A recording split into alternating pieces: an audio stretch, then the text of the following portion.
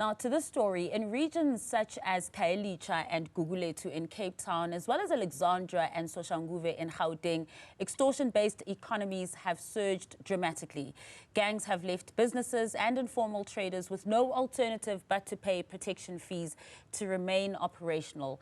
Let's unpack this further as we're joined by Jenni Irish-Qhobosheane, who is a senior expert at global initiatives against transnational organized crime. Jenni, thank you so much for joining us this evening. I guess, is that where we are now, that, business owners and residents are left with no choice but to pay these exorbitant extortion illegal fees?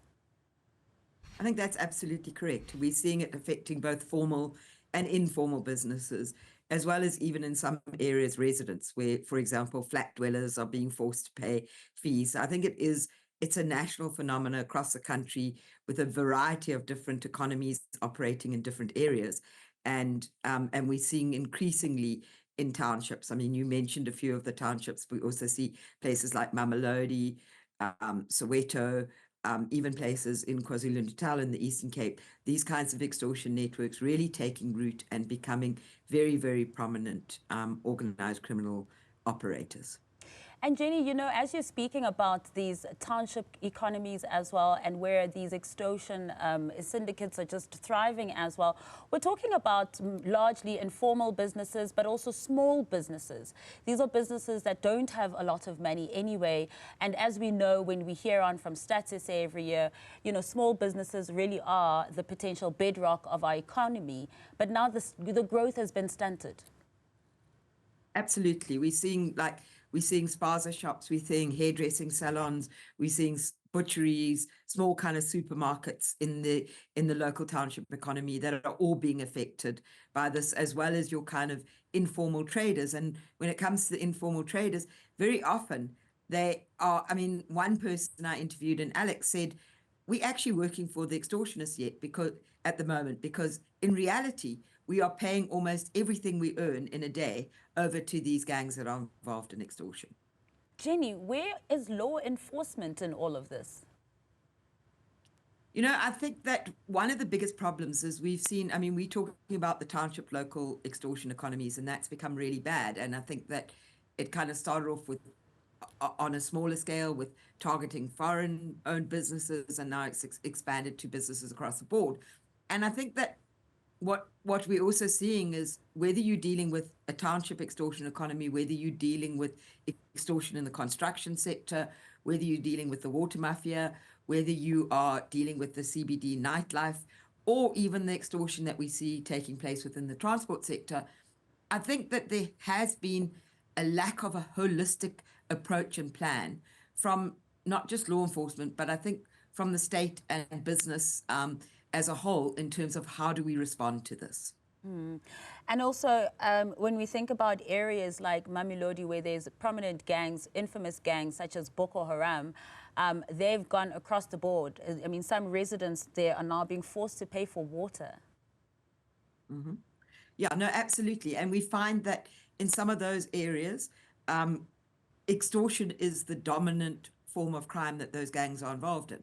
So extortion is becoming incredibly lucrative for those gangs. So if we look at some of the gangs, for example, operating on the Cape Flats and in places like Eldorado Park, Westbury, etc., those gangs primarily are involved in drugs, and extortion becomes a sideline business for them, lucrative as it may be, a sideline business. But what we're seeing in places like Khayelitsha, Mamelodi, Soshanguve, Alex, etc., extortion is becoming their main form of crime, and then they're kind of branching out into other forms of crime.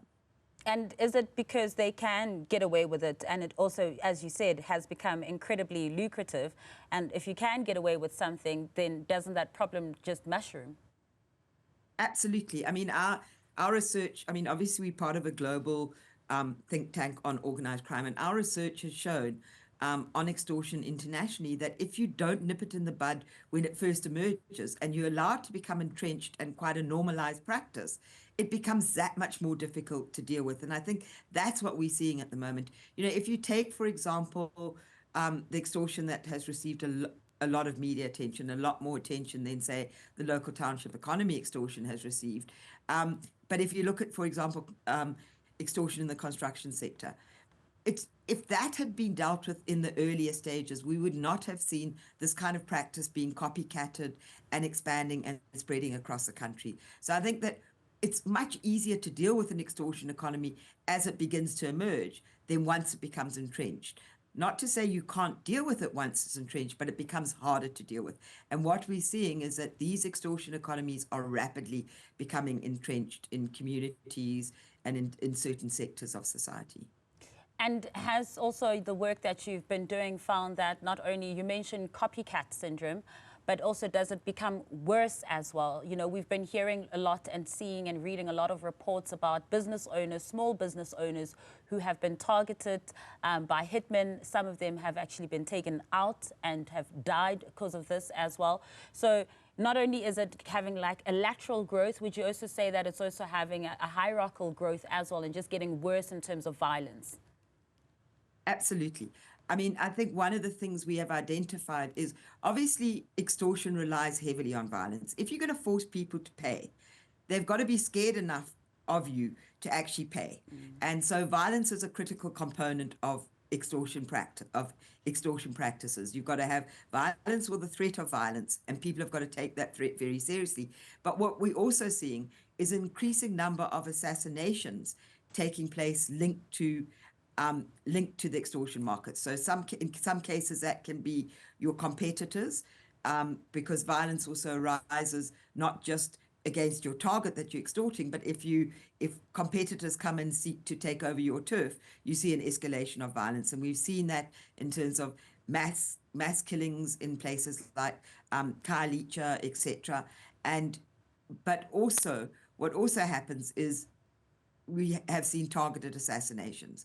I think if you look at, for example, in Mamelodi, there's a family where Kevin Shaba was killed last year in what was very clearly an assassination hit. Less than a year earlier, his two brothers were also taken out in what was clearly an assassination. Now, what seems to have happened in that instant is that the Shaba brothers refused to pay the extortion fees, and so they were taken out in targeted hits. And we're seeing that increasingly taking place within the extortion economies. Violence is a general day-to-day factor, but we're also seeing assassinations being carried out against your competitors if you're a gang, but also against certain victims or anybody who threatens your activities. Yeah, and just talking about the Shaba brothers case as well, in that case, did we ever see justice taking its course in that case? You know, I think that is one of the biggest problems, is that we haven't really seen in some of those assassinations justice taking its course. And where we have seen it happen, for example, many people will remember that incident where somebody from Rand Water was assassinated at a school meeting. You see the foot soldiers being arrested, but we don't necessarily get to who ordered those hits. And I think that for me is a big problem, is that it's not good enough just to arrest the people carrying out the hits, but we need to understand what was behind those hits and who ordered those hits. And I think even where we do see kind of people being arrested, there isn't always a follow through to look at what was behind that hit and who ordered those hits. Yeah, it's always the masterminds who are left at large, right? Absolutely. Also, you know, you were mentioning earlier that some people have also reported to you, you know, as you've been doing interviews throughout the country as well, that they ending up having to spend all their money that they made in that day to the extortionists as well.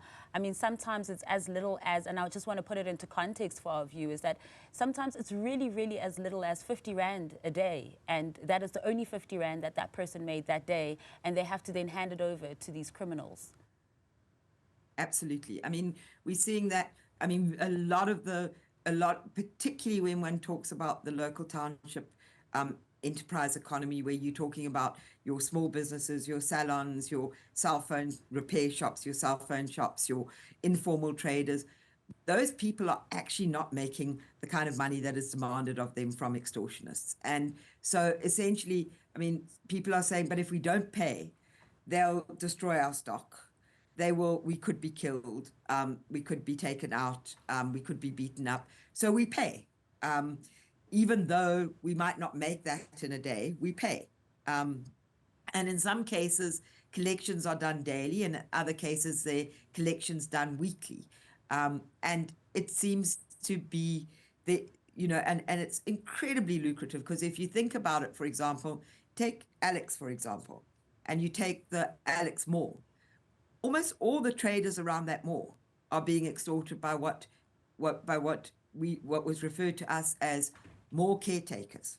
They've termed themselves mall caretakers, but they're essentially gangs, and all the traders are paying. Now that's a huge amount of money that those people are collecting every day, and so it becomes really difficult for people, because they basically have to pay, otherwise their stock will be destroyed.